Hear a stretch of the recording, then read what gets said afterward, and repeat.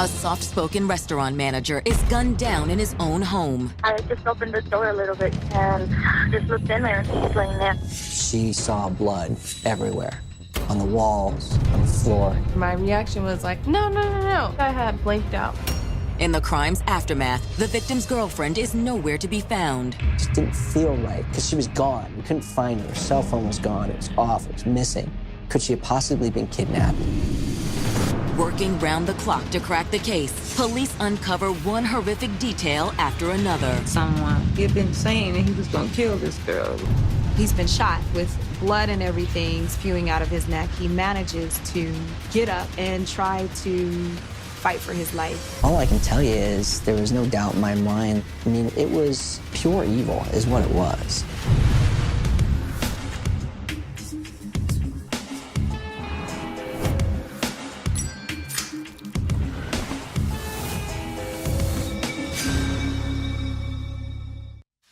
November 22nd, 2010. On a chilly evening in Aurora, Colorado, restaurant GM Eva Valles is growing increasingly concerned. Terrence George, one of her most trusted employees, has not shown up for his evening shift. Hey, Terrence, it's me again. Haven't heard from you. Are you okay? I'm starting to get worried. He failed to come to work, which is incredibly unusual, especially for Terrence George. She's completely worried about Terrence, very much unlike, particularly an assistant manager there, to not show up, to not call. Hey, Eva. I was talking to the other employees. Nobody's heard from him. Tried to get a hold of Terrence. Nobody's getting through. Oh my God, that's crazy. Okay, I'm just gonna call the cops. She calls the Aurora Police Department. They send a police officer over who goes, knocks on the door, no answer. Unsatisfied, Eva drives to Terrence's apartment to do her own welfare check. Terrence? Terrence, are you in there?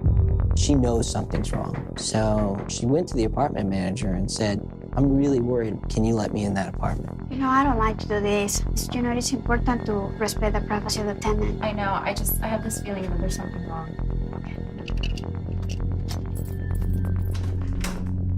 Okay. Terrence? Hello? Oh my God. Terrence? Why don't put your hands? You need to call 911. Aurora 911, where is your emergency? Yes, I'm the property manager here, and a lady that came into the office said her friend hasn't showed up to work, and I have the key to the apartment. We're knocking and knocking, nobody's opening, and we go in there laying on the floor. All right, we have a call in. We're going to have paramedics and officers out there as soon as we can, okay? Within minutes of receiving the call, police and EMTs are rushing to Terrence's apartment. Little do they know, they are walking into a web of deceit and violence so tangled it will take more than 6 months to unravel. This is a good kid, found dead in his own apartment. It didn't make sense. It didn't add up to anybody. We're just in shock. We couldn't believe that he died. We're just, numb. It was senseless. It was for no reason. Terrence George was born in 1988 and raised on a Navajo reservation outside Flagstaff, Arizona. He had great parents, very loving, very into their religious culture as Native Americans. Terrence's parents did their best to ensure their son knew about the family's proud history. He participated in some of our tribal dances and ceremonies. We tried to speak as much Navajo as we could, but he preferred to speak English. Terrence grew up just like a typical little boy does, always exploring. He loved animals. He was very caring. As a teen, Terrence also developed an interest in riflery and marksmanship. He had a sort of a homemade range on the reservation, kind of near his backyard, where he would go out and he would take firearms, particularly loved rifles, and do target practice. He loved doing that.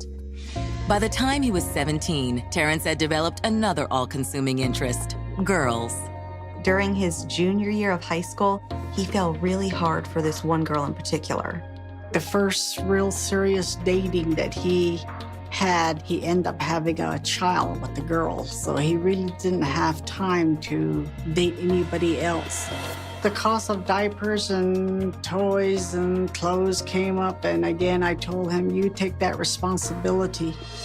By age 19, Terrence's relationship with the mother of his child had fallen apart. He decided to strike out on his own, leaving the reservation and settling in the Denver, Colorado suburb of Aurora. Terrence hoped the move would better enable him to support his son back in Arizona. So Terrence George moved to Aurora, and he got a job at a restaurant. He worked hard, worked himself up. Here you are. Thanks so much. Hey, Terrence, may I talk to you for a second? I'll make it quick. I just want to let you know how much we appreciate all the work you've done here. You've done such an amazing job. I actually want to promote you to assistant manager. Really? What do you say? Yes, Yeah? yes. There you go. Here's your Thank you so much. It's my pleasure. I really appreciate this. I won't let you down. Keep up the good work. He worked the night shift, being the youngest assistant manager. So he worked from late at night until about 6 o'clock in the morning. Hardworking kid. With the promotion, Terrence's career was taking off. But in a city where he had few friends and even fewer family connections, Terrence's love life was stuck in neutral. That is, until a chance encounter one day in the spring of 2009. Hi, how's it going? Fine, how are you? Doing very well. How can I help you? This is my niece Tiffany. She's looking for a job. Actually, we're looking for help. If you'd like to fill out this form, we can sit down and talk about it. Despite Terrence's obvious enthusiasm, the young woman, 20-year-old Tiffany Durst, seemed skeptical. I'm not really sure about the restaurant industry. We were over there, and so I said, hey, are you guys looking for any help? Do you have... Hey, I don't work here. Why don't you want to work here? You want a job? It's a great place to work. Good people, flexible schedule. It's really easy. She thought, well, he's kind of cute. Okay. Sure. And so with that, she decided, well, I'm going to get the job, and she did. By the following week, Tiffany Durst had become the restaurant's newest employee. Was just a bubbly type person. She was a people person, never was mean. Like, even if she was having a bad day, she always smiled. And if somebody else was having a bad day, she always brought them up. Everything about her, her personality, her body language, everything was positive. Tiffany's exuberant personality and natural good looks also proved to be a natural draw for members of the opposite sex. Tiffany, she was very attractive. She actually pulled more guys than me when we were together. She was something, just out of control. But like Terrence, Tiffany still hadn't found that special someone. She'd always been in relationships before with guys, and she would be happy, but it was just, you could tell she wasn't like for life with these people. Like, it was just there for the moment. But at the restaurant, Tiffany found herself attracted to the shy, kind-hearted manager from Arizona. Hey, I've been meaning to ask you. Yeah, what's that? Would you want to go see a movie with me? Yeah, sure. Cool. They got to talking, and then from there, it just took off. Terrence George was influential in Tiffany Durst's life, and it's such that he was loving, caring, and those things that can make you be your best self. He would bring her flowers. He would tell her, you're my girl. And I was just so glad that her desire for a man was someone who cared about her. Let's cheers to us. Okay, to us. To us. He already had a son, and she loved that kid, and she's always wanted kids, so that really attached her more to him. She has started working. She has met Mr. George. They have fallen in love, and they're thinking about a future together. In November of 2009, Tiffany and Terrence moved in together and quickly began planning the next step in their relationship. As her relationship with Terrence continued to blossom, Tiffany also was embraced by members of Terrence's family. She wanted to have a relationship with George's mom because she was actually starting to fall in love with him. So I think she just wanted to get to know him, his mom, and his family. She came to our place in Arizona. She treated us nice, was a loving person. We were good for each other. She was like, I have something to tell you. We're getting married. She was so excited. But all of the couple's grand plans are undone when friend and coworker Eva Baez discovers Terrence's bullet-riddled body inside his apartment. It was disbelief. How could this happen? What did Terrence do? Why did they kill him? Who killed him? And for what reason?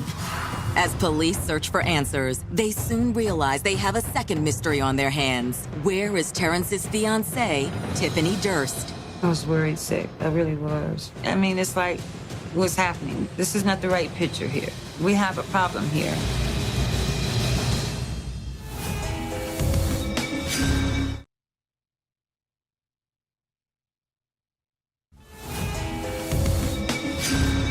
Investigators in Aurora, Colorado are at the apartment of 21-year-old Terrence George, trying to process a horrific and altogether baffling crime scene.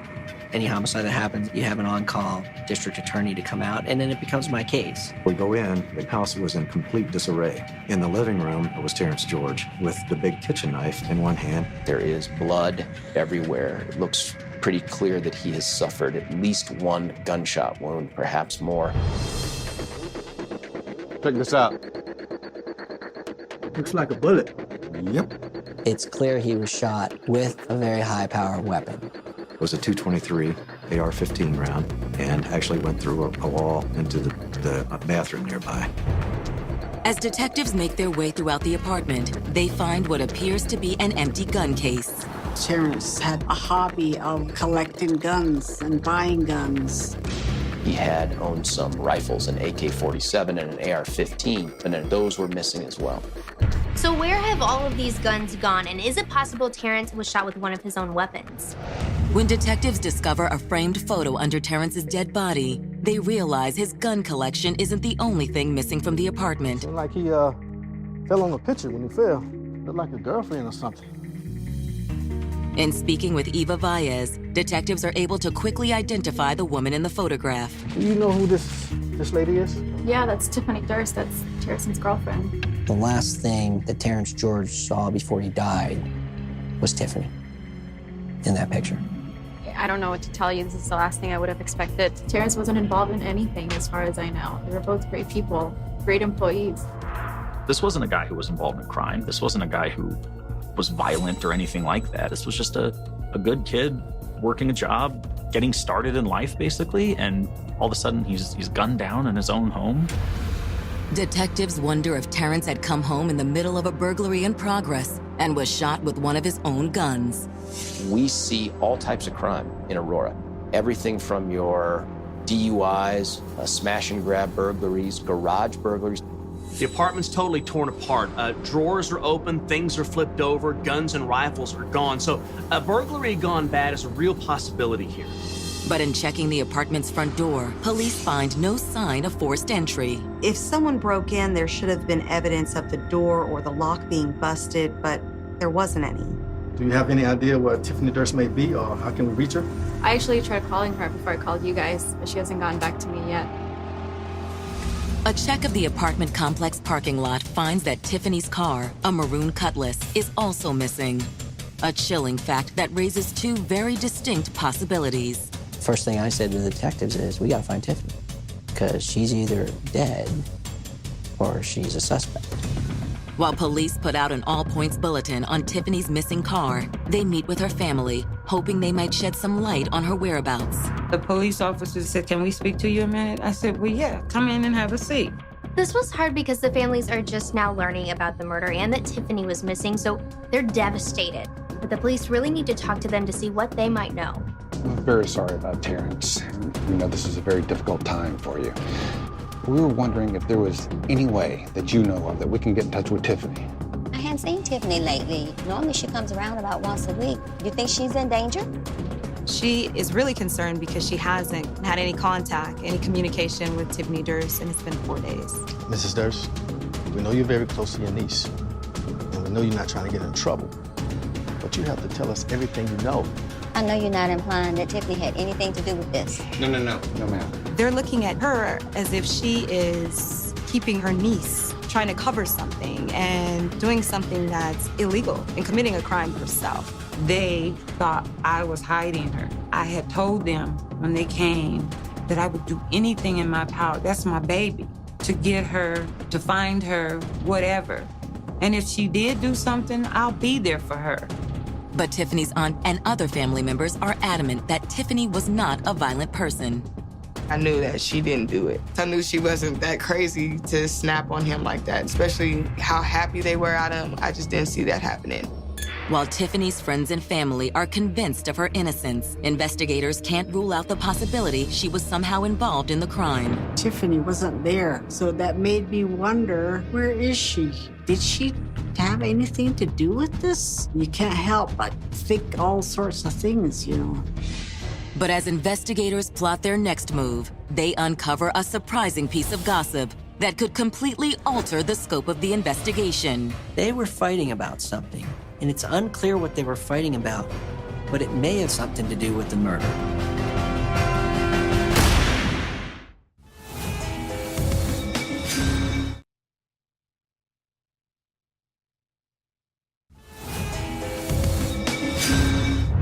It's November 23rd, and in the 24 hours since Terrence George's body was found, police are no closer to finding the person who killed him, nor are they closer to locating his missing fiancée, Tiffany Durst. They're good detectives, but I was calling them all the time. What are you doing? We've got a good kid in Terrence George who's dead, and I got another who's missing. Figure it out. The case is proving to be a tough one. Tiffany's been missing, so either she's involved or she's a victim. While they wait for the APB on Tiffany's vehicle to generate potential leads, investigators turn their attention to Terrence George's autopsy. Yes, sir. What do you got for me? Coroner report on Terrence George. He was shot twice, once in the jaw, once in the chest, hitting him in the lung. Terrence George is brutally murdered, and it looks like he put up a heck of a fight in there. He was fighting for his life. The medical examiner notices that Terrence George has defensive wounds. He also had defensive wounds on his hands. He fought back. All right. Thank you very much. This revelation breathes new life into the theory that Terrence might have been the victim of a deadly robbery. Police had determined the apartment wasn't broken into, but it was still possible Terrence let someone he knew in and they took his guns. And if this were the case, the question becomes now, was Tiffany involved in the heinous crime or was she abducted? As detectives meet with Terrence and Tiffany's friends, it's clear that any involvement on the part of Tiffany wasn't that far-fetched. We're individuals first, so we're not gonna always see things eye to eye. So this couple is no different from that. Tiffany Durst and Terrence George, they had those times when they had a disagreement. And when detectives meet with one of Tiffany's close friends, they learn the details surrounding one such occasion. They were having some problems. We discovered it wasn't going well. Tiffany Durst and Terrence George, they had those times when they would be concerned about things or beg to differ with one another. What can you tell us about the relationship between Terrence and Tiffany? Well, it was getting pretty bad. Terrence thought Tiffany was cheating on him. Terrence George had some concerns of infidelity, in part because she's speaking to an ex-boyfriend. We don't know if there was ever infidelity there. I just know that Terrence George was accusing her of some of those things. I was at the apartment a few weeks ago, and they got into a really bad fight. It got ugly. He was very upset. Why are you lying to me? Lying about what? Apparently it was not physical, but it was fairly heated. So she suggested that Terrence or Tiffany leave the residence, at least for a night, to let them cool down. She asked Tiffany to come over and spend the night, but Terrence told her everything's fine, everything's cool, we'll work out our problem. Even though calmer heads prevailed that night, this was still something that had caused ongoing problems in the relationship. They had planned to get married, but that plan changed. We don't know which of the two decided to call it off or if it was a joint decision, but we know that they didn't plan on following through with that. Is there anything else you want to share with us? Actually, yes. The night you guys found Terrence's body, he called me looking for her. He wanted to apologize for acting stupid, but he couldn't find her. He was really upset about it.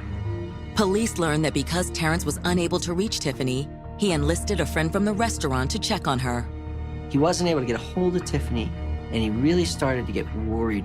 Friend went by the house, opened the door, looked in, and came back and said everything was fine. So Terrence George had some concerns of infidelity. However, there was no evidence that this affair took place. But because law enforcement didn't have much to base their investigation on, Tiffany Durst was a person of interest. Either way, at this point, they just needed more information. That's when Tiffany's friend gives them the name of someone who may be able to sort out the truth behind Tiffany's alleged affair, Rodrigo Rosales. I don't know if it's true or not. Someone told me that Rodrigo and Tiffany may have had something going on. Now, there was possibility of an affair between Tiffany Durst and Rodrigo. At this point, detectives don't know what to think, so the only way they're really gonna know what's going on is to talk to this Rodrigo guy in person.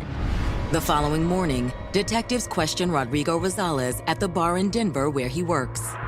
Afternoon. We're investigating the murder of Terrence George. What can you tell us about the relationship between Terrence and Tiffany? Well, what do you want to know? I'm friends with both of them. I heard you may have been having an affair with Tiffany. Wait, what? Who told you that? That's ridiculous. Rodrigo denies that he was having an affair with Tiffany. He tells police he would never do anything to hurt his friendship with Terrence. When was the last time that you saw or talked to Terrence? I saw him a few days ago at my place, the morning before his body was discovered. And where were you the night of the murder? Listen, if you guys are trying to insinuate it has something to do with Terrence stuff, you're crazy, man. I saw him that morning, and that was it. I can prove I wasn't anywhere near his apartment. I was here working all night, double shift. Look, call my boss. Police take Rodrigo up on his offer and quickly discover he is telling the truth. Everything checks out. Thanks very much for your help. Sure enough, Rodrigo had been at work during the time authorities believe Terrence had been killed. Rodrigo Rosales may be in the clear, but detectives can't say the same about Tiffany. The fact that her relationship with Terrence may not have been as rosy as it seemed keeps her at the top of the investigators' list. You definitely got the implication from the police. They thought that she might be a suspect. But again, they didn't know. They didn't know who was involved or to what extent they may have been involved. It just didn't seem like it fit Tiffany's MO. Tiffany wasn't a criminal. She had no criminal record. It just didn't fit. We knew we had to find her. She was the key to this case. As police continue to comb the area for clues as to Tiffany's whereabouts, they catch an unexpected break. They receive a report that someone might have spotted Tiffany Durst. That's when it's sort of changed. This is not a suspect on the run. This one was very different.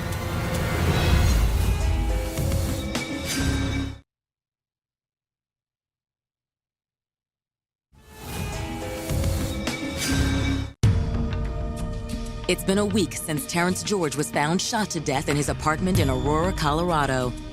And police there are desperate to track down Terrence's missing girlfriend, Tiffany Durst. While reports of a troubled relationship certainly has made Tiffany a suspect, police aren't sure that Tiffany's not a victim herself. With few options, detectives return to the scene of the crime in hopes of finding anything they may have missed in their initial visit. Police had talked to most of the people who live there, but it's always a good idea to go back because somebody might not have been around the first time or someone might remember something later. And that's exactly what happened. They find two guys who think they saw something. Hey guys, we're investigating a murder in the area. Just checking to see if maybe you had heard anything, seen anything.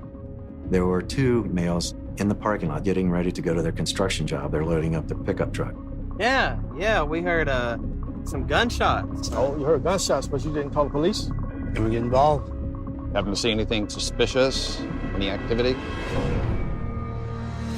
They hear two shots, and then they see people come running down the outside stairway into the parking lot. What color was the car? Maybe dark red and burgundy. How about the make? You know what kind of car it was? I guess a Cutlass. This is the exact model and the exact color of car that Tiffany's family said she'd been driving and what police had been searching for. Let me ask you, you haven't seen this young lady around? It's the girl. Yeah, that was who was with them. I think it was her car, but she wasn't driving it. All right, thanks guys, we appreciate your help. She may have been kidnapped, but they have to look at her as a suspect. The only way for police to know for sure is to take a closer look at Tiffany's personal history and see if there's anything they might have overlooked. So they go back and talk to Tiffany's friends, and they find out there was this guy Tiffany used to be involved with named Terrence McNeil, and it turns out he's got a pretty shady background. Though Tiffany's relationship with Terrence McNeil ended back in 2008 and barely lasted a year, Tiffany's friends say it greatly impacted her life. Terrence McNeil and Tiffany Durst lived together, had a relationship, boyfriend-girlfriend. He was from Detroit originally and had been living in Denver since he was a teenager. And he was involved in some pretty serious crimes. He really doesn't have a job. His job is to burglarize people's homes. He was the sort of burglar who didn't really have an MO. He would go in and he would take whatever wasn't nailed down. He just takes things and he brings them back to Tiffany. TVs and makeup and jewelry and purses and clothing and shoes. It's unclear if Tiffany knew that all of their stuff came from robberies, but I mean, it had to be suspicious to her. I don't know why it is, but when young ladies get to be a certain age, they have this tendency, for whatever reason, to have these crushes on the bad guy, the bad boys. It's a turn on. And that's what Terrence McNeil was, a bad boy. And I guess that desire hit Tiffany. But the relationship came to a sudden halt. They were in the car. She does an illegal turn, and they get stopped by police. You got a driver's license, registration, and proof of insurance? Police run his name and they see that Terrence McNeil is wanted in conjunction with some of these burglaries. They pick up Terrence and charge him. And at that point, Tiffany breaks it off with him. He's found guilty, he's sent to prison, and that should have been the end of it, but it wasn't. Once he served his 2 years in jail, he got back in touch with her. When he came back down to the Aurora, Denver area, he was looking to hook up with his ex-girlfriend. But detectives learned that Terrence McNeil may have had a completely different motive for reconnecting with Tiffany. He was convinced that the reason that he got caught for those burglaries was because Tiffany had cooperated with police. He said that she snitched on him. But she didn't snitch on him, actually. The police never even talked to her. So while he's serving his sentence and supposed to be rehabilitated to go back onto our streets, instead he was harboring hatred for the person he thought in some way had turned on him. Now, the question for police is, how deep did the hatred go? Did Terrence McNeil do something to Tiffany? Or did they reconcile and plan to get rid of the other Terrence in her life, that being Terrence George, so that they could get back together? Working with Terrence McNeil's parole officer, investigators are able to track him down and bring him in for questioning. In early December, they interviewed Terrence McNeil. Came in, cooperative, said, do you know where Tiffany is? No, don't have a clue. He admitted having seen Tiffany Durst 4 times between that interview and when he was released from jail in October. The last time I saw her, I want to say it was a Thursday, either Thursday or Friday. And this is 2 or 3 weeks ago? About 2 or 3 weeks Okay. ago. He tells police he had no idea about the crime that occurred, but that he and Tiffany had patched things up. Terrence McNeil does admit trying to contact Tiffany near the time of her disappearance, but had no luck. Like, I tried to call her. Then he tried a couple more days after that, and every time went to voicemail. Yeah, it just goes to voicemail. He denies knowing anything about her disappearance or the murder of Terrence George, and he also claims that there was no romantic connection between Tiffany and himself at that time. Did you want to get hooked up with her again? We could be friends, you know what I'm saying? We're cool people. She's real cool as a friend. You know what I'm saying? That's just how the relationship was going to go.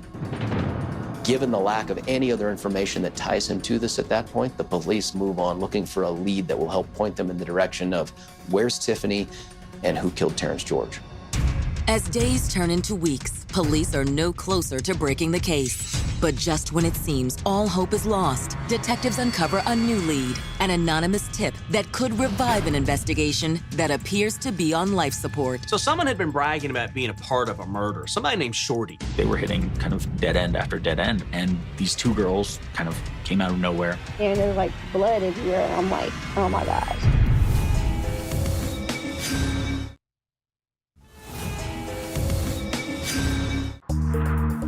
It's been 6 weeks since the murder investigation of Terrence George began. In that time, police in Aurora, Colorado have discovered that his fiancée, Tiffany Durst, has been reunited with her former flame, convicted felon, Terrence McNeil. McNeil claims there was nothing romantic going on between him and Tiffany. Of course, he doesn't deny trying to make something happen. But given the fact Terrence McNeil wrongly believes Tiffany worked with police to put him behind bars, investigators wonder if McNeil may have targeted Tiffany for revenge, along with her new fiancé, Terrence George. It's a suspicion that only increases on January 4th, 2011, when police find Tiffany's car abandoned in a nearby neighborhood. People had seen it there for weeks, but they didn't think anything about it. It was just an empty vehicle that didn't have any broken windows in it. There was no blood in it. While the vehicle itself offers no forensic information as to anyone committing a murder, it does raise a serious question. If things were so rosy between McNeil and Tiffany, why would Tiffany just abandon her car and disappear? The answer comes further into focus days later when a close friend of Tiffany's named Dorothea Childs comes forward with a game-changing tip. I called the Aurora Police Department and told them I wanted to report some information about a crime on the Tiffany Durst case. And they came and we talked about everything that I knew.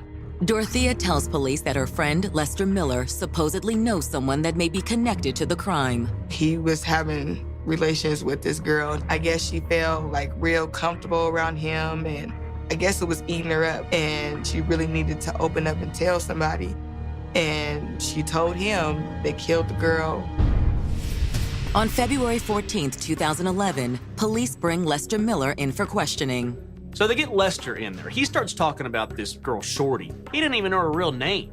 But he does know she was talking openly about how Tiffany was murdered. I couldn't believe she was really telling me what she told me. What she told me is some guy named Little Black. Okay. That he killed this girl. He killed this chick. Apparently, the girl did something to make him go to jail or something like that, and he threatened that he was going to do something to her. Nobody believed it, but I guess he really did, according to her. Police hear this, and of course they're thinking this sounds just like Tiffany's old boyfriend, Terrence McNeil. Investigators comb through a database of known criminal aliases, but find nothing connecting Terrence McNeil to the street name Little Black. However, they do learn that in the days since their initial conversation with Terrence, he's managed to land himself back behind bars. Terrence McNeil had been arrested on an unrelated charge, and he is housed conveniently at the Arapahoe County Jail. He approached an inmate and he offered to sell him 2 guns. And all the informants are calling this guy Little Black. He's trying to get out of jail. He's trying to raise bond money. It wasn't until he's running his mouth at the jail about his AR-15, that's when we knew where to point the needle of the compass and focus our investigation. Investigators believe that the guns Terrence McNeil is trying to sell might be the same ones stolen from Terrence George and Tiffany Durst's apartment. Detectives believe that if they can just get hold of one of the guns that McNeil's selling, then they could trace it back to the murder victim, and then they could connect McNeil to Terrence George's murder. To try and nail McNeil, police put a wire on an undercover cop and sent him into the jail to have him try and purchase a gun from McNeil. Are you McNeil? Depends. I'm looking for somebody who might be looking for something to offload. The undercover detective, he's got a shaved head and a big long goatee, and he's got tattoos all over him, and he pretends he's in one of these white biker racist gangs, and he needs some high-power weaponry to take care of some business.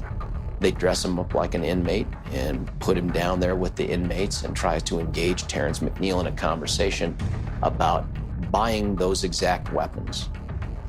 Some friends on the outside that need a little help, so I'm looking for something a little pop to it. Got an AR-15 I'm trying to unload.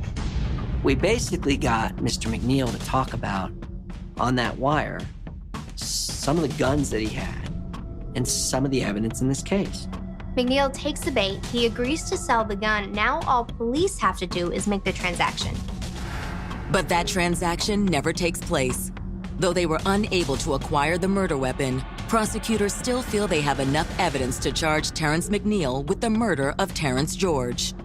We put 2 and 2 together, and we realized that McNeil, he had the weapons that were used in this case. He had the murder weapon. This is a bittersweet moment. On one hand, Terrence was killed with his own gun, which is horrifying.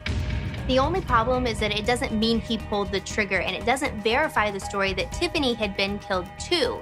There's no body, so there's no evidence to disprove the theory that maybe she had just given McNeil the weapon before she ditched town. It's a mystery that lingers unsolved for 5 months until a grim discovery on April 7th, 2011 eliminates that possibility. It's a fenced-off area. It's a couple of miles in size. It's completely brush and vegetation, high grass, wild animals, deer running through there. About ready to head back? An off-duty police officer and his brother, they were just walking around to pick up shedded antlers. They came across what was kind of disturbing. Whoa, what is that? It just looked like clothing under a bush, and then they got a little closer. They realized it was a human being. Although the body is badly decomposed, the coroner is able to quickly ID the corpse. It's Tiffany Durst. She had been there from November 19th till April 7th or so when they found her. A large portion of her body had been eaten by most likely some kind of wild animal. The manner of death is brutal. in that it looks like there were some initial failed attempts to try to cut her and stab her ineffectively with a knife, probably a dull knife. And it looks like when that failed, according to the coroner, that ultimately turns to manual strangulation. The development has detectives poised to charge Terrence McNeil with 2 separate counts of murder. But before they can marshal the evidence necessary to make the charges stick, they'll stumble upon a tale of violence far worse than anyone had imagined. This is really messed up. I was really hurt. They just wanted to kill him for the excitement of killing him. It was sick.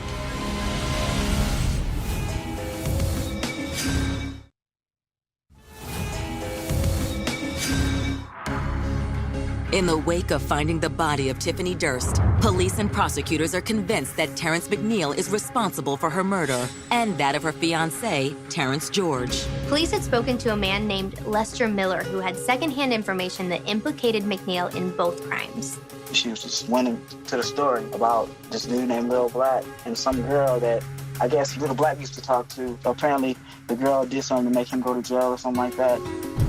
According to Lester Miller's statement, the individual who clued him into Terrence McNeil's involvement in the murders is a woman who goes by the street name Shorty. The problem is this is hearsay and won't go far in a court of law.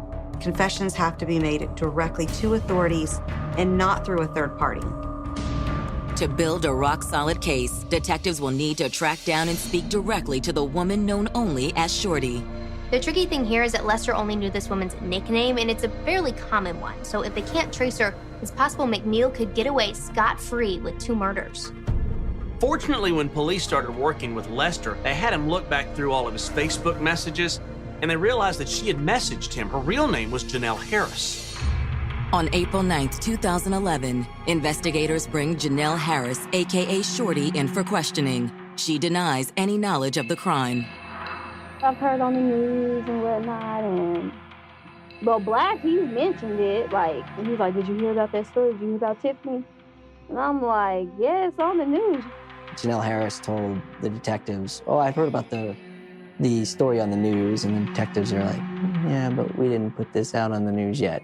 So that was kind of a red flag. And then at that point, she kind of realized, okay, they've got me.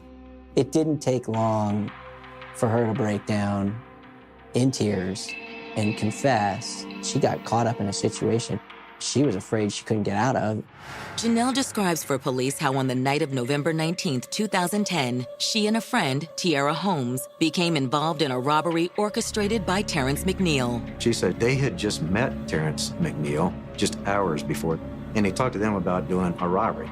He was like, I know she got 50 G's from this lick that she hit, which I guess, lick is like burglarize. A burglary or whatever. So I'm about to set something up real quick. I'm about to get her. McNeil offers them a split of the cash if they help ambush the man's girlfriend outside of the apartment that the couple shared. But in reality, Terrence didn't have cash like that.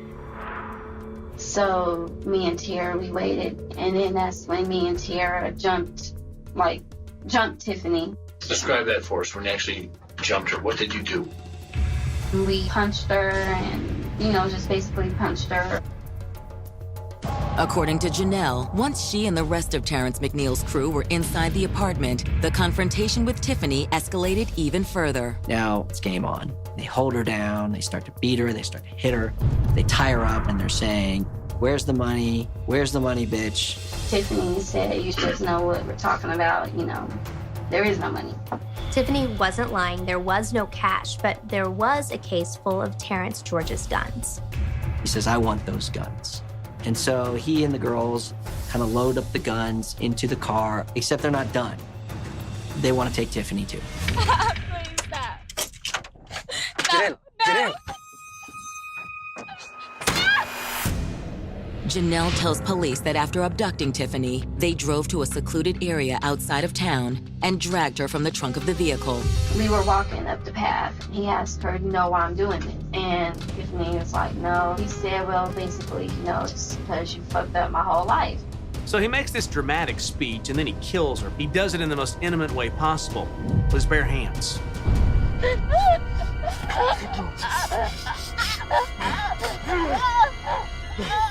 After a while, she stops breathing, I guess.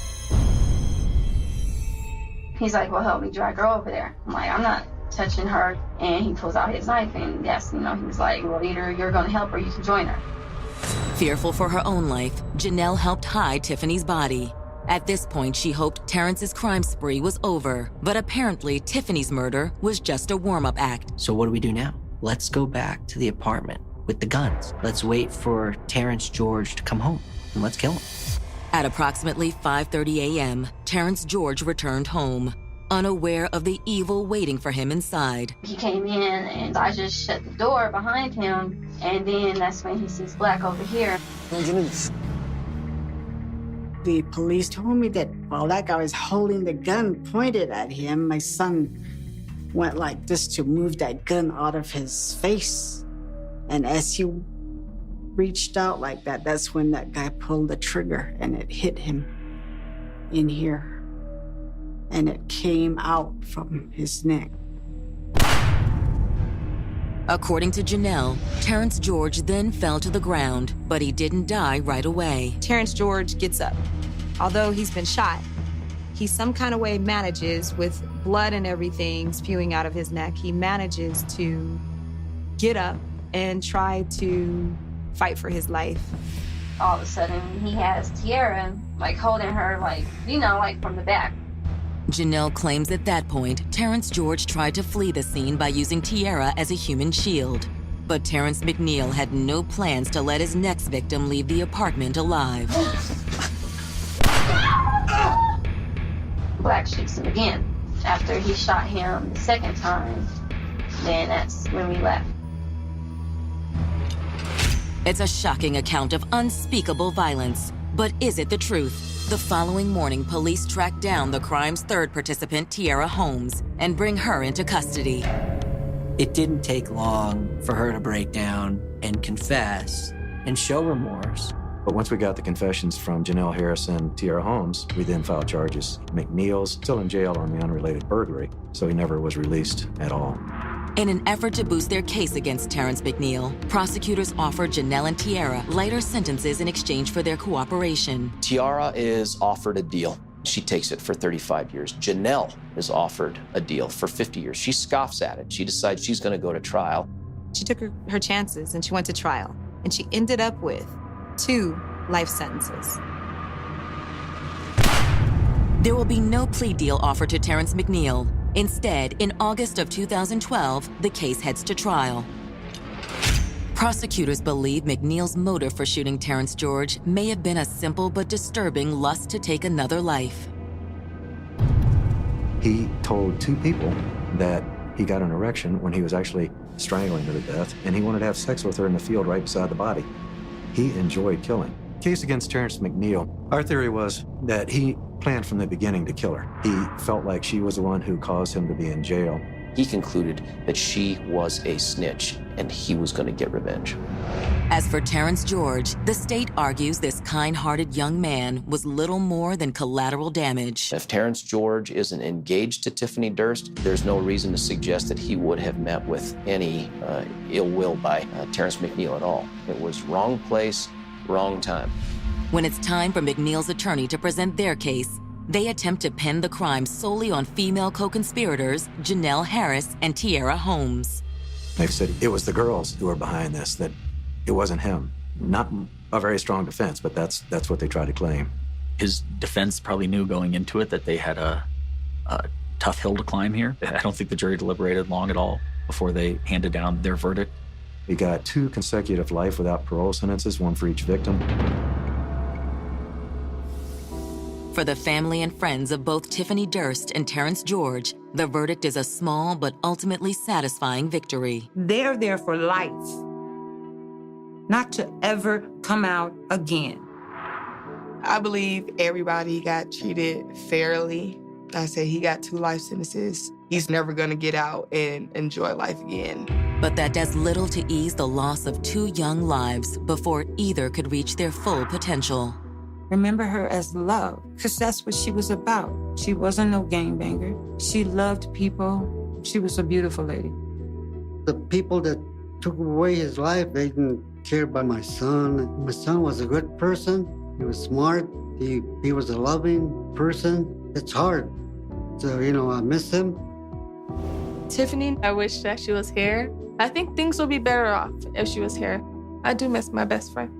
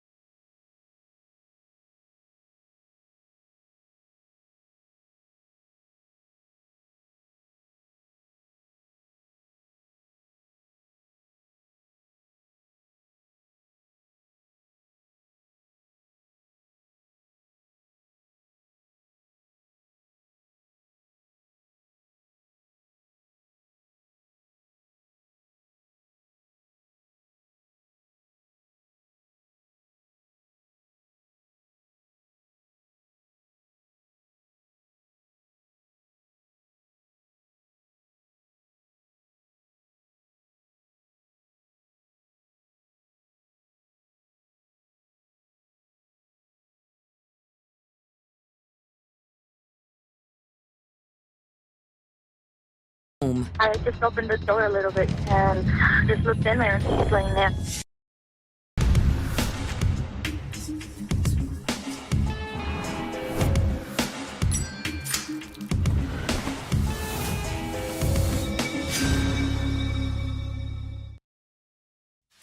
November 22nd, 2010. On a chilly evening in Aurora, Colorado. To work, which is incredibly unusual, especially for Terrence George. Particularly an assistant manager there, to not show up, to not call. Aurora 911, where is your emergency? Yes, I'm the property manager here, and a lady that came into the office said her friend hasn't showed up to work, and I have the key to the apartment. We're knocking and knocking, nobody's opening, and we go in there laying on the floor. All right, we have a call in. We're going to have paramedics and officers out there as soon as we can, okay? It didn't make sense. It didn't add up to anybody. I believe that he died. It was for no reason. We tried to speak as much Navajo as we could, but he preferred to speak English. His junior year of high school, he fell really hard for this one girl in particular. For any help, do you have? Work here. Even if she was having a bad day, she always smiled. Tiffany, she was very attractive.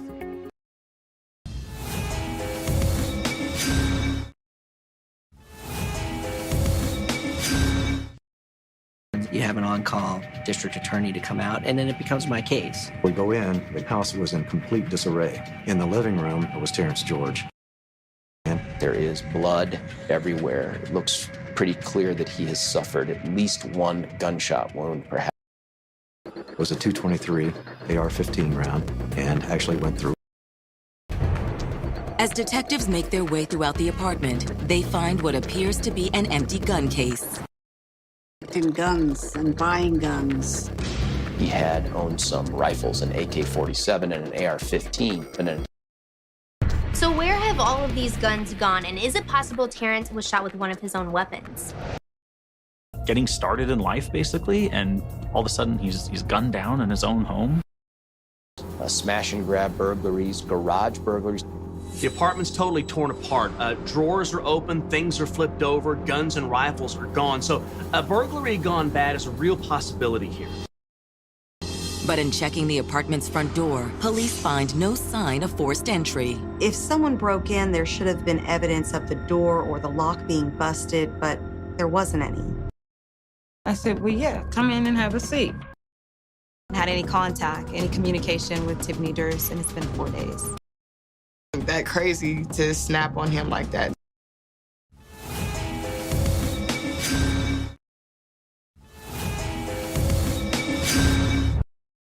What are you doing? We've got... It's proving to be a tough one. Tiffany's been missing. And it looks like he put up a heck of a fight. Fighting for his life. The medical examiner notices that Terrence George has life into the theory that Terrence might have been the victim of a deadly robbery. Police had determined the apartment wasn't broken into, but it was still possible Terrence let someone he knew in and they took his guns. They were having some problems. We discovered She asked Tiffany. Either way, at this point, they just needed more information. You definitely got the implication from the police.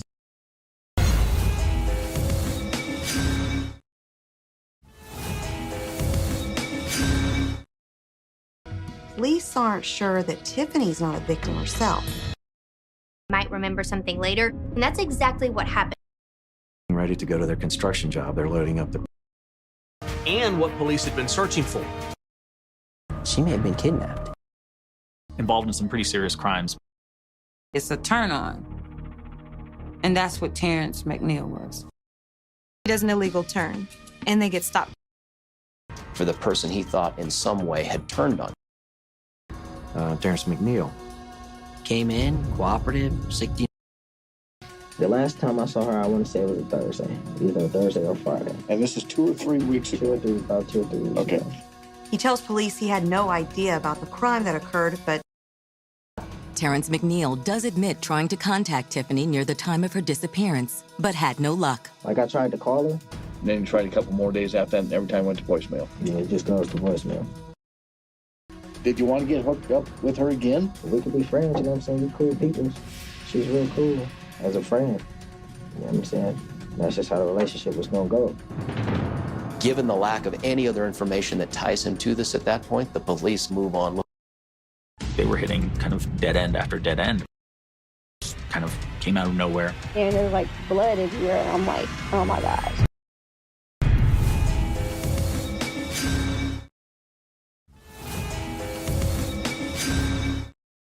McNeil claims there was nothing romantic going on between him and Tiffany. When police find Tiffany's car abandoned in a nearby neighborhood. It didn't have any broken windows in it. There was no blood in it.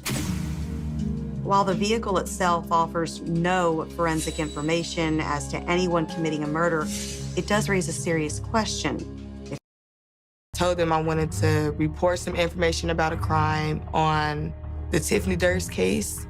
And on February 14th, 2011, police bring Lester Miller in for questioning. I couldn't believe she was really telling me what she told me. What she told me is some guy named Little Black. Okay. That he killed this girl. He killed this chick. Apparently, the girl did something to make him go to jail or something like that, and he threatened that he was going to do something to her. Didn't nobody believe it, but I guess he really did, according to her. And he is housed conveniently at the Arapahoe County. He offered to sell him 2 guns. He's trying to get out of jail. He's trying to... We knew where to point the needle of the compass.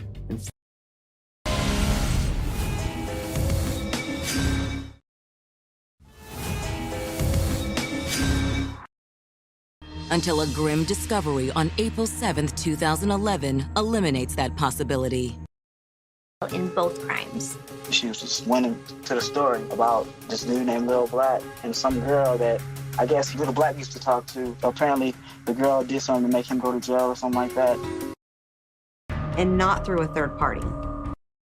And they realized that she had messaged him. Her real name was Janelle Harris.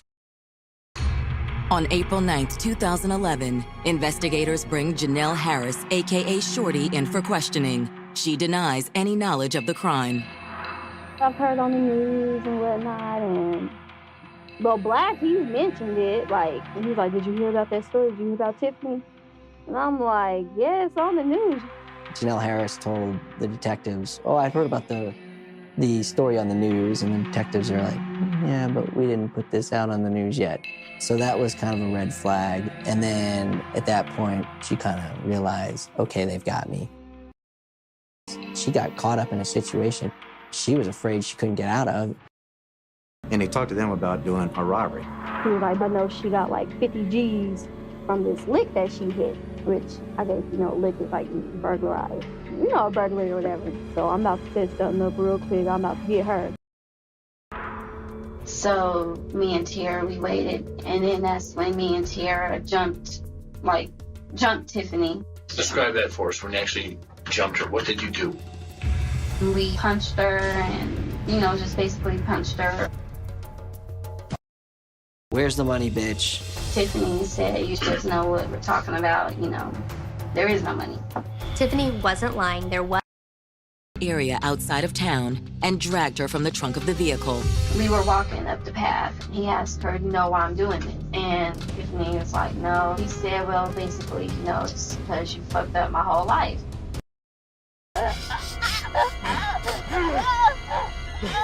After a while, she stops breathing, I guess. He's like, well, help me drag her over there. I'm like, I'm not touching her. And he pulls out his knife, and yes, he was like, well, either you're going to help or you can join her.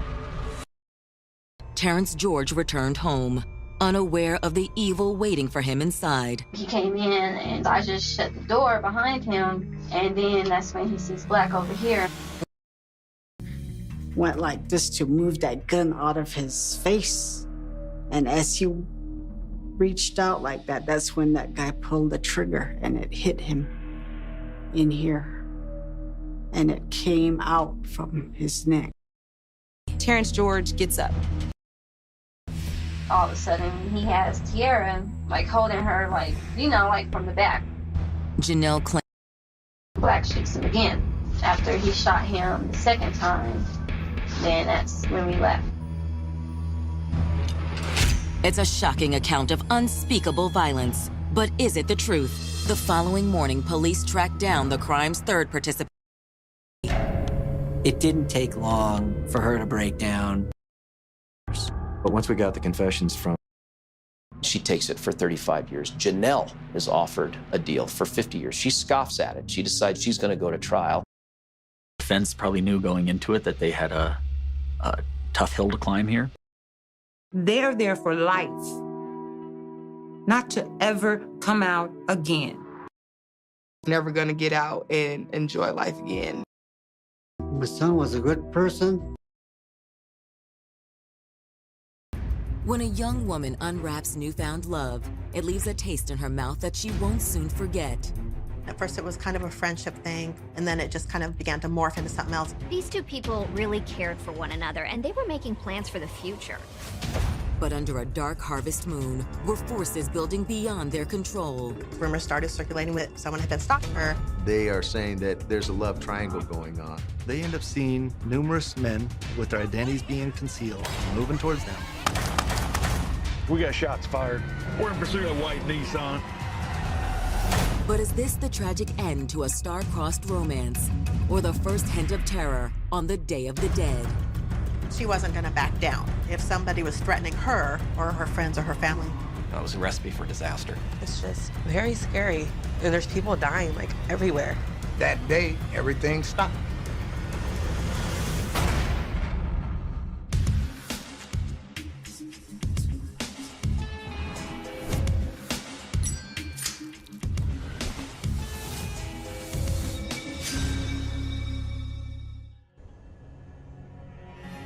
October 31st, 2013.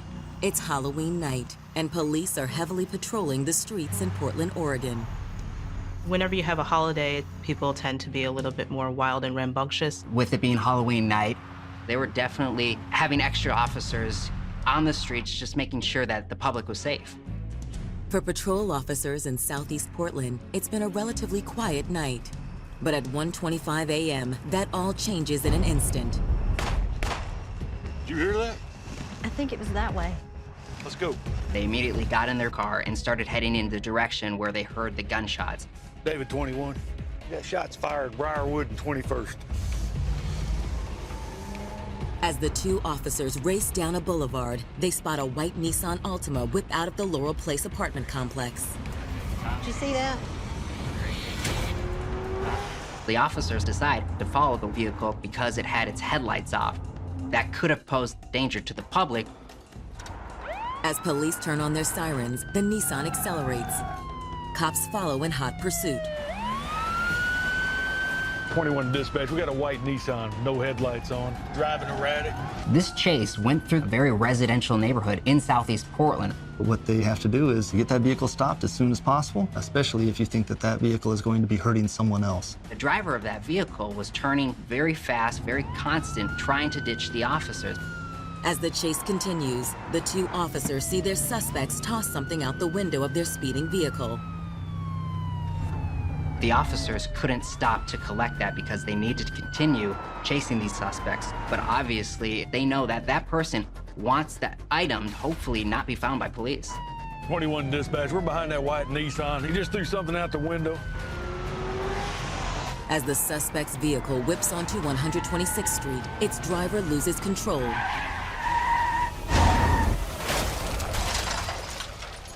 The car actually got airborne. Ultimately, they went through that barrier in a park. Once that suspect vehicle crashed, the suspects fled. Please stop!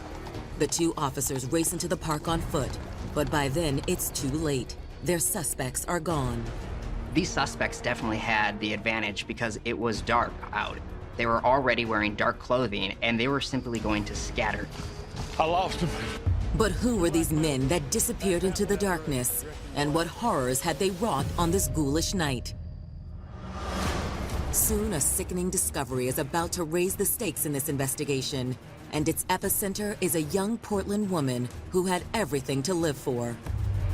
I've thought about this over and over again, and it's wrong, it's disgusting, and there's no making sense of it. Precious Jackson grew up in Portland, Oregon in a warm and loving household where family always came first. Okay. Yo, how long it's gonna take though? Cause we hungry. Almost done. Yeah, girl, I'm starving. Precious was very, very close with her family, and she spent a lot of time at home. From an early age, it was clear she was different. There was absolutely nothing feminine about Precious. She just had a more masculine personality. She preferred to dress more like a male. She had a very deep voice. Don't make that too salty, Bree. You always make it too salty. Come on, Priya. If you didn't know better, she could easily have passed for a man. Though Precious's family embraced her just as she was, not everyone was so accepting.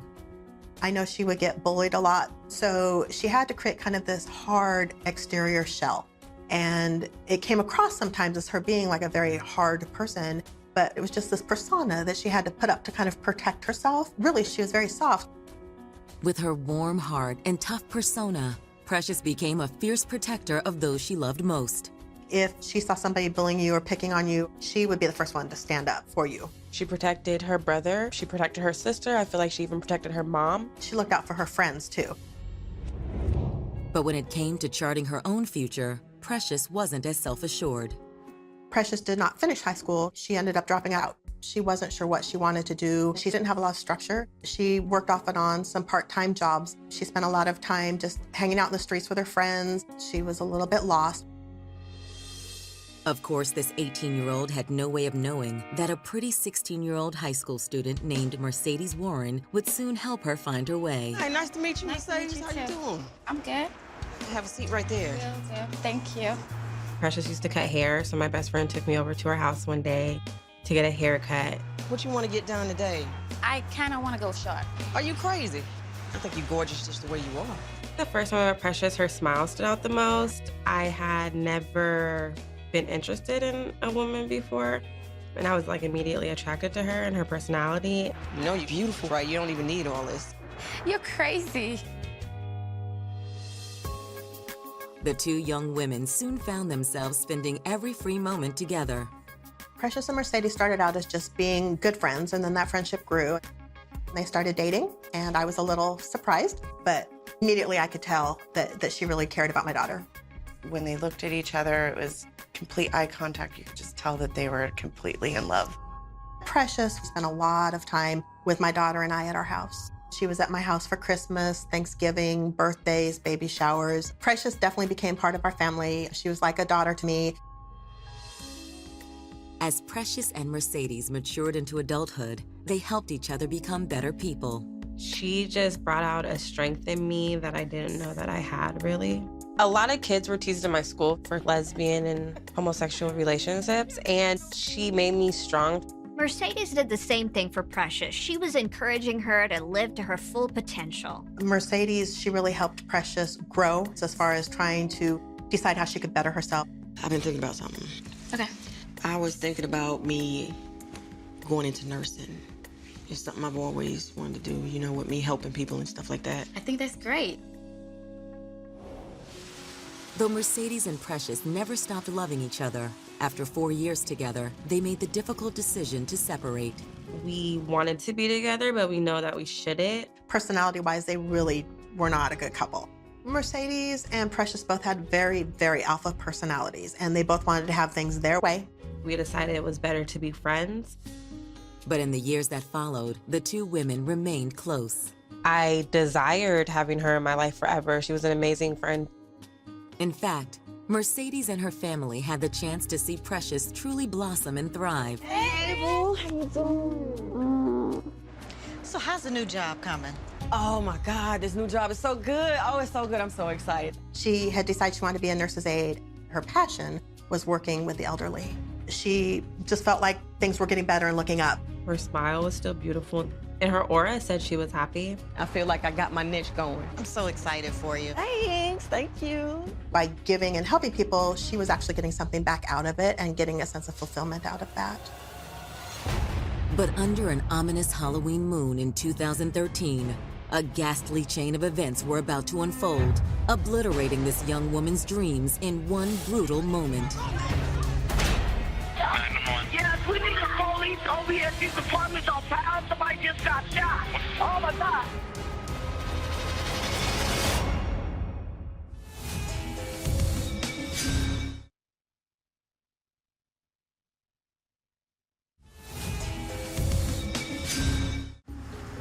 In her 24 years, Precious Jackson had experienced everything life had to offer.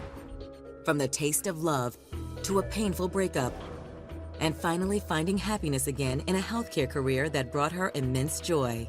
I think that she just really kind of felt empowered by helping people. But in the early morning hours of November 1st, 2013, a series of unsettling events were underway that would soon cast a pall over Precious's happy life.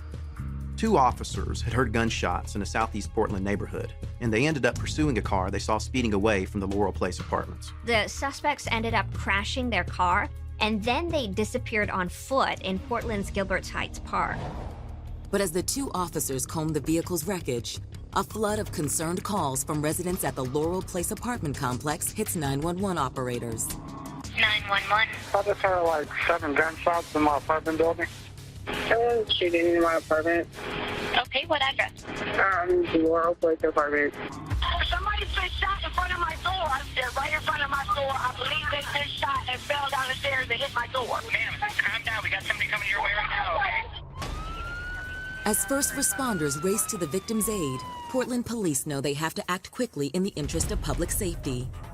You can't have homicide suspects running through a neighborhood on a Halloween night. The police knew that they needed to set up a very large perimeter as quickly as possible. As officers arrive at the Laurel Place apartment complex, they find a crowd gathered outside.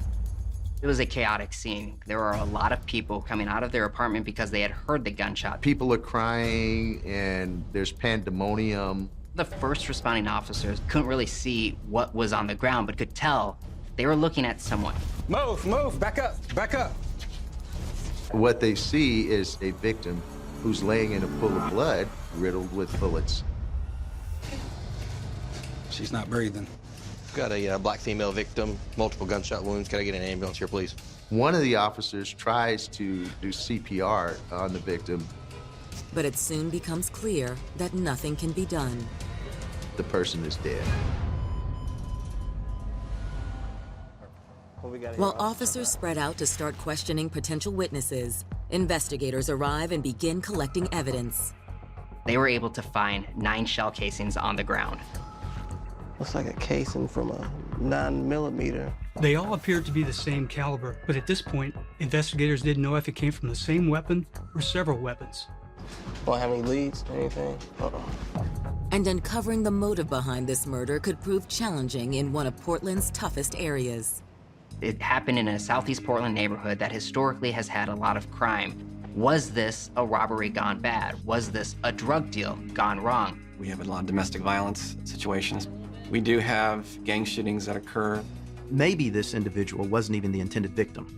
Accidental shootings are not uncommon in areas with high gang activity. With gang hits, it could be about revenge. It could be about some other gang member trying to take over the drug distribution syndicate in that particular territory. It could be about being disrespected by other gang members. It's one of the things that the mayor's office and Portland Police Bureau continue to fight. Gang activity has been known to thwart criminal investigations, and this case turns out to be no exception. The people at the apartment complex didn't want to talk to the officers out of fear that this was a gang-related shooting. They live in fear of what this gang might do in the very near future or far future. It's something that really kind of hits home to a lot of families because these gang-related shootings affect so many people. The fear of further violence isn't the only thing impeding this investigation. Up until now, police have been unable to identify their victim. But the cry of a woman in the crowd soon provides a sad clue. Is that the name of the victim? She identified the shooting victim as 24-year-old Precious Jackson. Do you mind answering some questions for us? I want to talk to you right now! She was very emotional, and she didn't want to cooperate with law enforcement. But after some coaxing, investigators are able to pull a partial story out of the hysterical woman who identifies herself as Tasha Williams. She admitted that she was a friend of Precious and that she saw her get shot. She said it happened after they left the apartment complex laundry room. Men in these masks and dark clothing showed up. And these individuals were no late-night trick-or-treaters. There were several men engaged in this group. Tasha was able to give some details to police about the shooter. He was a black male. He was about 5'7" to 5'8", anywhere in his late teens to early 20s, and he was wearing a black ski mask. Is there any reason to why Miss Jackson may have been the victim? No! We know you're upset. We'll give you a minute. As police wait for Tasha to calm down, they move forward with a routine procedure. Police attempted to confirm Tasha's identity, but there was a problem. The name and the date of birth she gave didn't match anything in the state's database. Which leads investigators to make a troubling conclusion. This woman is giving a false name. So why had this young lady deceived Portland police? And what secrets might she be trying to hide? Ma'am, what is your name again? I know what we call. The answers to those questions will only take investigators deeper into the abyss. Your first thought is gonna be, she had something to do with this murder.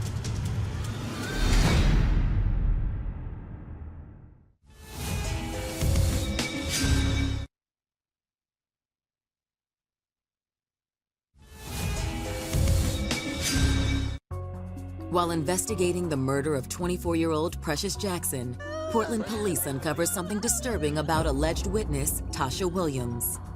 She lied to police and gave them a false name. So who really is this woman, and what is she trying to hide? There's no Tasha Williams that matches in the system with any of the information that you gave us, ma'am. After detectives confront her, the woman purporting to be Tasha Williams finally comes clean. The woman's real name is not Tasha Williams, it's Sierra Douglas. Is there anything you want to tell us before we find out? Precious and we were dating. All right, well, how long were y'all dating? A month? She told police that they actually weren't together for very long before they moved in with one another. We stayed in that unit up there. Of course, this all raises red flags for detectives. If your lover was murdered and you were not involved, wouldn't you want to help police? They needed to make sure that Sierra had no role in Precious's death. Did you guys have any problems? No problems. So then why would you lie to us? Because I have a warrant. After checking their database, police confirm that this time Sierra is telling the truth. But when police tell her they have to take her into custody on an outstanding warrant, she does not take the news well. We don't have to cuff you up. We can just have you sit in the back seat, okay? I'm not going back to jail. I'm not going. No, I'm not going. One of the things that officers actually had to do is they had to physically detain her. Get off of me! They ended up wrestling Sierra to put handcuffs on her. We'll just take her downtown, find out what we can. Given her combative behavior, police aren't sure what to make of Sierra. Some of what she said corroborated what the investigation had uncovered so far, but police still felt like she was hiding something and couldn't rule out that she had been somehow involved in this crime. But for now, Sierra is in no state to talk to anybody. Questioning would have to wait. Police take her down to the station to book her. As for the men seen fleeing the apartment complex in the aftermath of the shooting, police find a clue that was tossed from the car in the heat of the chase. They were able to use a heat-seeking device where they had last reported that object being thrown out and actually locate the object. It was a black ski mask. Meanwhile, inside Gilbert Park, a search of the suspect's abandoned Nissan Altima turns up something else. There was an orange bandana, and they also found a cap that also had an insignia of an H, also in orange. The colors, that was very important in this case. Orange is the color of the Hoover gang members. Cars will be orange, clothes will be orange, cell phone covers, they want to fly their colors. They wear hats with H on them, usually Houston Astro. The Hoover Gang is a very violent offshoot of the LA Crips. They're very active in Portland. They're known for peddling drugs, arms, prostitution, armed robberies, murders, you name it. During this time, there was a lot of violent activity coming out of the Hoover Gang, especially against a group called the Rolling 60s. The Rolling 60s are essentially arch enemies of the Hoovers. Did Precious Jackson have some connection to the Rolling 60s? Was she leading a secret life? Someone could have wanted Precious Jackson dead because of a possible gang affiliation. As investigators consider that possibility, two witnesses approach officers with potentially important information. Excuse me, sir. Yes, ma'am. There was a guy running that way. They were walking their dog at 130th Street when they saw a man racing from the direction of Gilbert Park. What did he look like? He was a black man, young. He had on a black pants, black shoes, initially a black jacket. What do you mean initially? They described how the man disappeared for a second, and when he reemerged, the coat was gone, and he was wearing a white button-down shirt.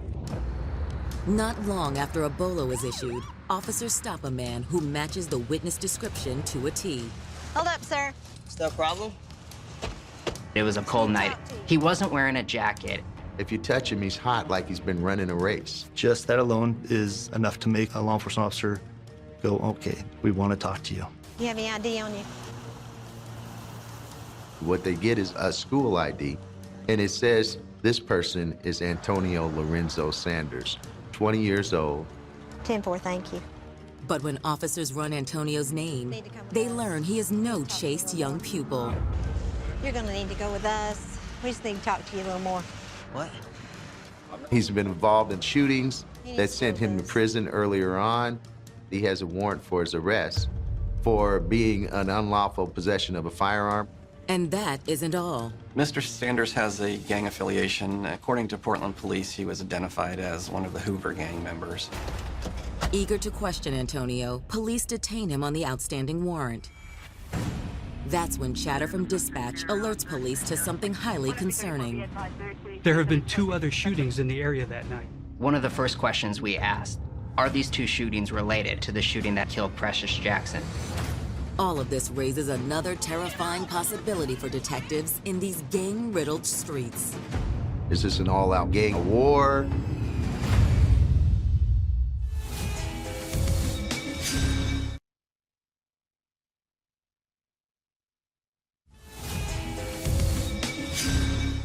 In the aftermath of Precious Jackson's post-Halloween night murder, investigators discovered another stomach-churning detail. There were 2 other shootings that night in Southeast Portland's gang-infested streets. Is this a related shooting? Is this an all-out war? Detectives conferred with their colleagues at the other crime scenes to see if there might be a link. Meanwhile, police interrogate one potential suspect, Hoover Criminals gang member Antonio Sanders. Do you know anybody by the name of Precious Jackson? No, ma'am. So you wouldn't happen to know anything about her murder tonight? Nope. They also asked him if he knew anything about the 2 other shootings in Portland that night. Look, man, I don't know anything about this shooting or any other. I mean, it doesn't surprise me. It's dangerous out there. So what were you doing out in the street that late at night? Look, man, I was just coming from my girlfriend's house. Just going to the store, and then the police stopped me. He relates that he took a municipal bus, the number 9, over about 9 p.m. at night. He says he's visiting someone in the area by the name of Antoinette. Now, Antonio says that at about 1:30 a.m., he left Antoinette's house to make a run to the store, and that is when police stopped him. You better not be lying. I ain't. Let's go.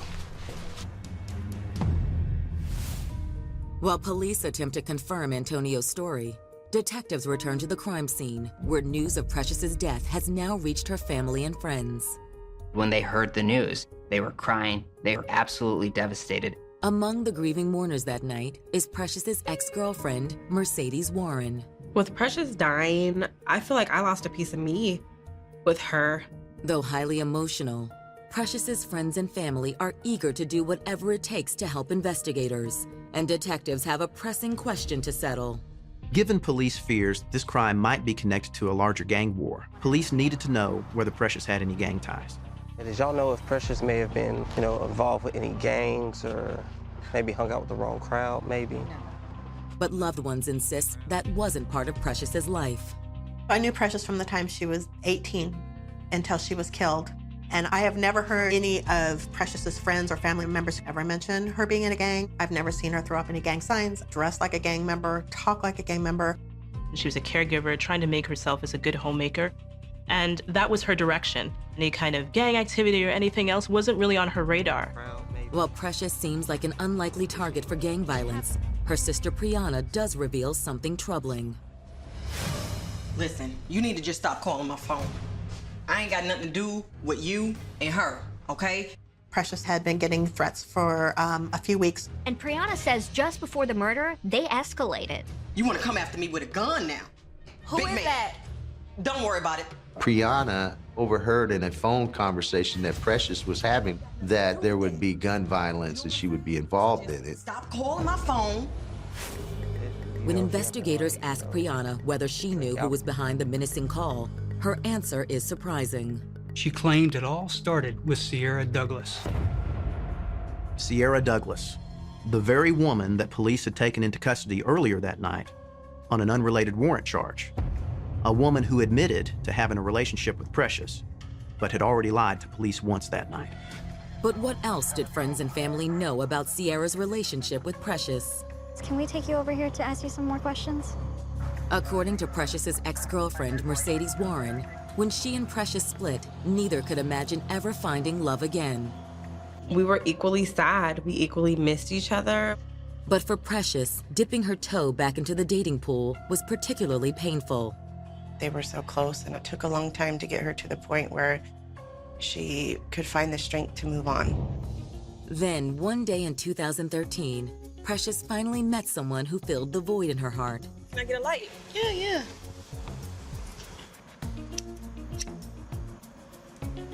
Appreciate that. Not a problem. I'm Precious, by the way. I'm Sierra. And after ending a relationship with a boyfriend of 5 years, Sierra was on the rebound and looking to have some fun. You enjoying the party? Yeah. Are you? I am now. Precious was so attractive and so fun and so flirtatious that women wanted to talk to her and wanted to be around her and wanted to enjoy her personality. As Precious and Sierra's relationship deepened, apparently neither woman saw it as a short-term fling. Sierra had a child, and the thought of possibly getting to help someone raise a child was very exciting to Precious. Though the 2-year-old little boy was living with Sierra's mother in Arizona at the time, they talked about what would happen when he came home. But not everyone was content with the couple's newfound happiness. Allegedly, Sierra's baby daddy and ex-boyfriend, Corey Hill, was pretty upset about the situation. Not only was he being rejected by Sierra, but Precious Jackson had taken his place. This may have been a little bit damaging to this gentleman's ego. She was able to attract so many women, and he was intimidated by knowing that another woman can take your woman. Mercedes tells detectives that in the weeks leading up to Precious's death, Precious had been receiving threats from Corey. For her own safety, Precious's loved ones had urged her to end the relationship with Sierra. But like Precious had done all her life, she refused to abandon the woman she loved because of a bully's threats. Instead, Precious moved with Sierra into the Laurel Place apartments, a place where she believed Corey wouldn't be able to find them. Could this case, which once appeared to be gang-related, really be a love triangle gone wrong? Police aren't sure. Thank you for your time, man. Sorry for your loss, all right. Soon after talking to Precious's family, police were able to determine that the other two shootings in Portland were not related to this particular shooting. But if this murder was just about Corey Hill being jealous, there was a lot they could not put their finger on. Why had a group of masked men shown up the night that Precious was shot? And how was Antonio Sanders involved? Or was he?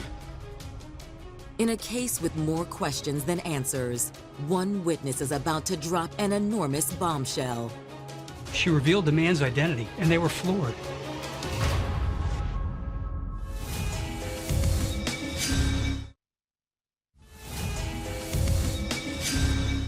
After allegations surfaced that Corey Hill, Sierra Douglas's ex, was deeply jealous of Sierra's relationship with Precious Jackson, Portland detectives must now consider one more possible motive for Precious's murder. There's a love triangle going on, and someone has been rejected. But if that was the motive for the crime, then who were these masked men that showed up at the murder scene that night? And how was local gang member Antonio Sanders involved, if at all?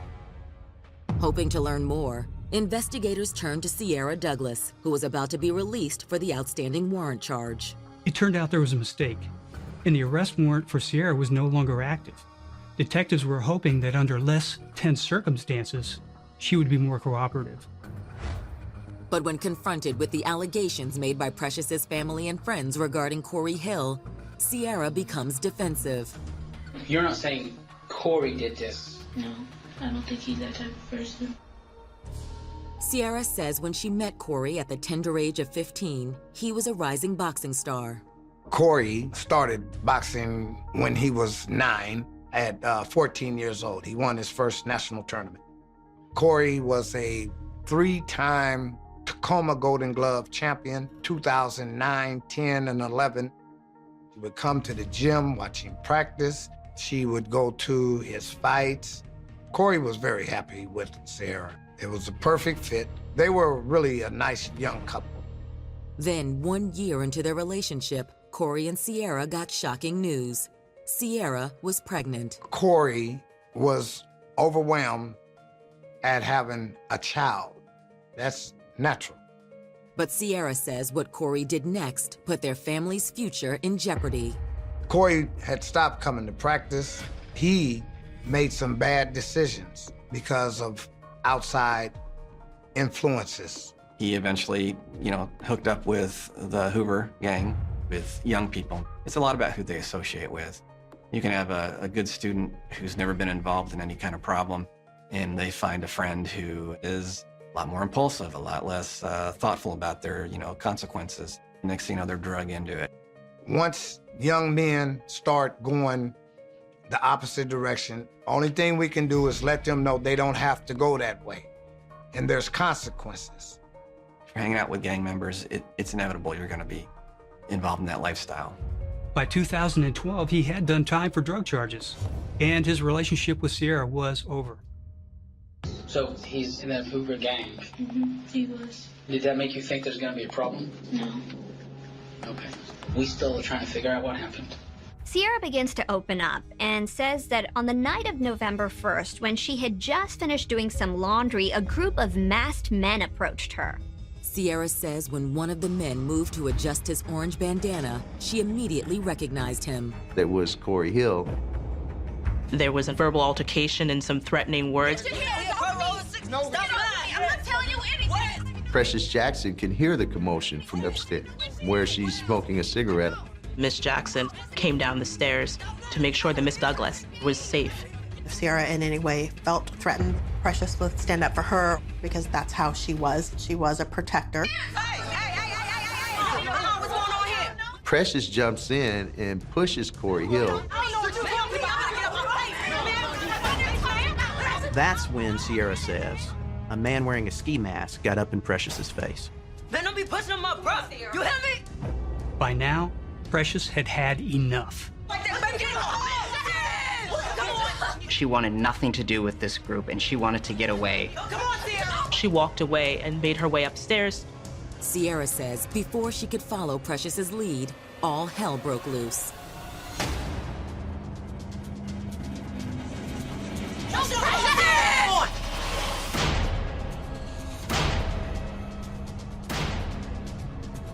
This coward unloads into her back.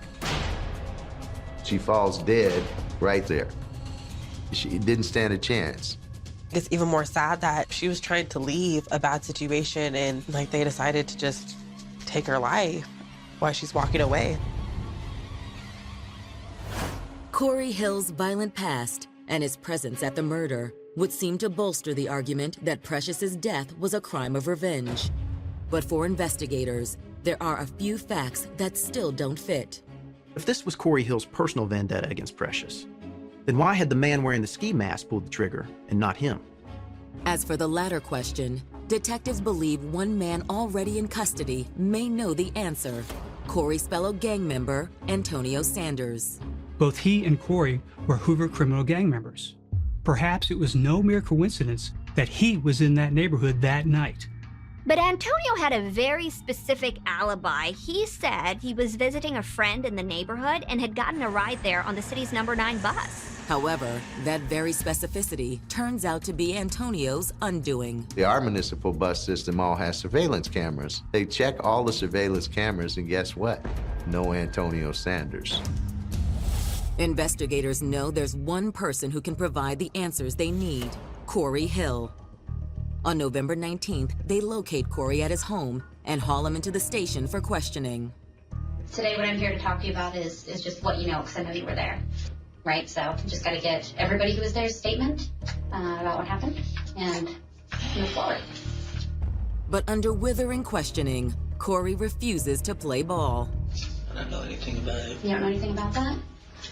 Okay, so did you know Precious? No, I didn't. You never met Precious? Do you know anything about Precious? He said he didn't know that Sierra was dating anybody else, and he hadn't seen Sierra in a long time. When was the last time you saw Sierra? It's been a while. Do you remember when? Not exactly. Was Sierra dating somebody else? I got my own girlfriend, so. What time? So I have my own relationships, but I really don't know. He also said that he didn't know anybody named Antonio Sanders. Just admit you're lying.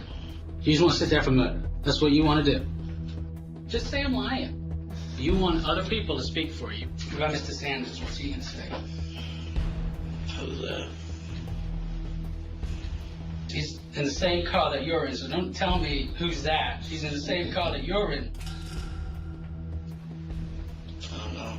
You don't know him. So all you've done so far is tell me lie, lie, lie, lie, lie, lie, lie. Though police feel confident Corey Hill is lying to them, they aren't ready to press charges. Without knowing more about his role in the commission of the crime, they didn't even know what he was guilty of. Conspiracy to commit murder, accessory after the fact. Since Corey is currently on parole, police are able to hold him at the station while they continue investigating the case.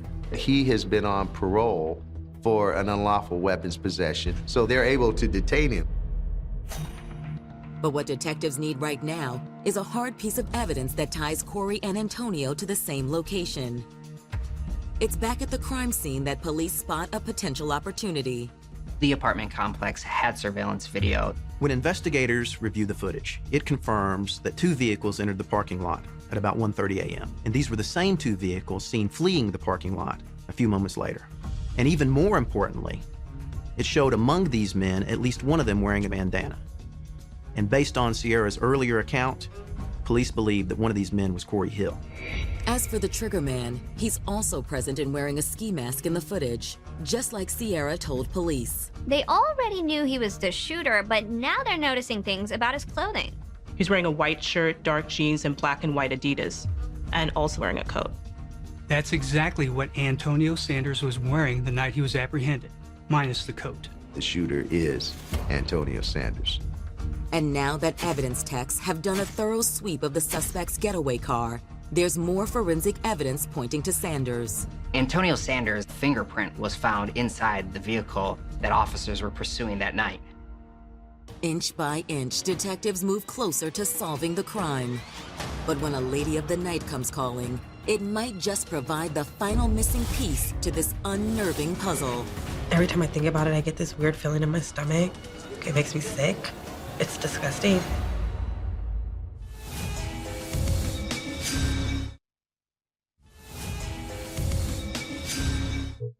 Thanks to newly surfaced surveillance footage, detectives in Portland, Oregon feel certain that gang members Corey Hill and Antonio Sanders were both present when Precious Jackson was gunned down at her apartment complex.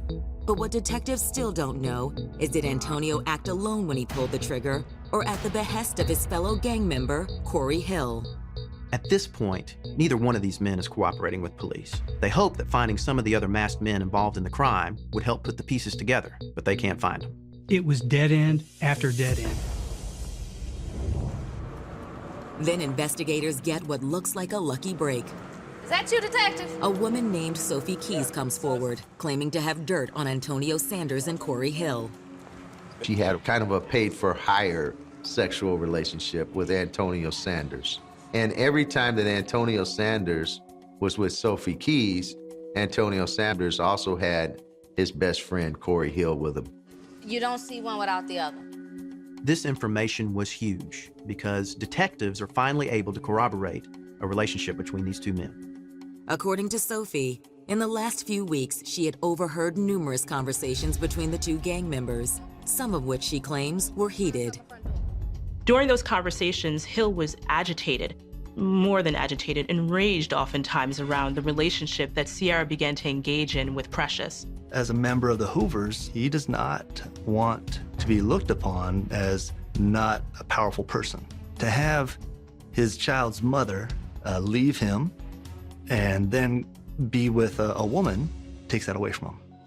Sophie claims that in the hours before Precious's murder, Corey Hill's anger boiled to a climax. Got some people, man, might be trying to start some trouble. We need to go handle them. Ooh, it's a chick, man. It's a chick, and I think we need to go, and we need to mess that bitch up, man. Man, I told you, I ain't got no beef for that lady. Yeah, you do. She rolling 60s, dog. That's what's up. Damn! Why you ain't say that before? Corey Hill had to come up with a rationale that would be palatable to Antonio Sanders. Corey Hill framed it that Precious Jackson was a rival gang member, a rolling 60s Crip. So he's believing that where they're going to be getting a point across to possible rival gang members. Even though that was untrue at the end of the day. You down? Yeah, man, I'm down. All right, man. Yeah, come on, man. All right. For detectives, Sophie's allegations are a game-changing revelation. Corey Hill is really the mastermind of this killing. He essentially used Antonio as his pawn in a love triangle, even going as far as wearing an orange bandana and flashing Hoover colors that night to make the gang rivalry feel real to Antonio Sanders. For gangs, it's amazing what can rile or incite somebody's anger to go after the other person. Just using basic psychology and understanding what causes people to become aggressive, especially brutally aggressive, such as desire to kill another person, one has to have their mindset stuck in a space of constant threat. I'm still in shock to this day. It's just senseless. For no reason, somebody lost their life. In light of the new evidence and testimony, on November 21st, Antonio Sanders and Corey Hill are charged with Precious Jackson's murder. I was still sad and devastated. Just because you arrest somebody doesn't bring Precious back. As the case heads to trial, detectives continue gathering evidence against the two men. They sent the orange bandana that they found in the suspect's getaway car and the ski mask that they found thrown out from that vehicle in for DNA testing. When they test the orange bandana for DNA, it comes back to Corey Hill. They test that ski mask for DNA, and the DNA comes back to Antonio Sanders. When you have that DNA evidence that they're able to match up with statements and video, now that's the nail getting hammered into the coffin. But the most incriminating evidence comes from inside prison walls. When Antonio Sanders was locked up in custody, a corrections officer was able to find a note. They could authenticate it being authored by Antonio Sanders. Antonio Sanders is trying to say, basically, hey, Corey Hill, keep your mouth shut. All I'm worried about is the surveillance cameras that captured our likenesses as we went into the Laurel Court apartments. The note was clear that Antonio Sanders was linking himself to this crime, and it had information that linked Corey Hill to the crime. This note, it's very damaging. Not long after, defense attorneys approached the prosecution about making a possible plea. They set up judicial settlement conferences that are closed to the public about the strengths of the case and the weaknesses and the reasons why people should plea bargain a case. There's a lot that goes into trying a case. It is expensive, it takes a lot of time, and when you have gang members involved, there's always a possibility that some of the witnesses are going to be threatened. So it's a very frightening thing, and the Portland police and the DA cannot protect every witness. In the end, prosecutors decide to offer both defendants a reduced charge of first-degree manslaughter. Antonio Sanders would serve a sentence of 18 years. Corey would serve 12. Corey's proposed sentence was much shorter because police could not prove that the murder was premeditated and because he did not pull the trigger. I advise Corey, that was very, very lenient. What they could have done was a lot worse than that. Both men took the plea. Corey sees this part. Corey was saying to me, Dad, I apologize. You know, I would prefer my son being where he is now with the understanding that he made some bad decisions than for him to be here today and still on that same path. Those close to Precious feel her killers got off easy. I personally think if you shoot someone in the back and that person is running away from you, you should never see the light of day again, ever. Precious is gone forever, but you can come out when you're 40. I feel like they should be locked away for life. Each day, her loved ones must struggle with the knowledge that the world lost a wonderful woman, all because of one man's senseless jealousy. It was just heartbreaking. Nobody should lose their life over something as silly as, I don't want you dating my ex-girlfriend. It's still very hard for us to talk about because we still feel like she should be here. Besides, like, my mom, like, I've never had nobody, like, stand up for me the way she has and love me the way she has. I feel like the world lost someone amazing.